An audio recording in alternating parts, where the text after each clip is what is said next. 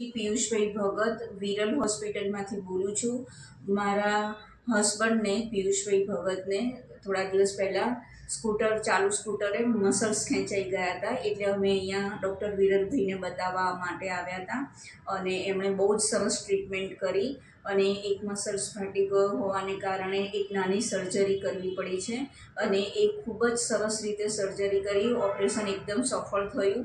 બીજું વધારાનું કહેવાનું કે આ હોસ્પિટલનો સ્ટાફ, નર્સ બધા બહુ જ સારા છે, બહુ જ હેલ્પફુલ છે, અમને બધી જ રીતે હેલ્પ કરે છે.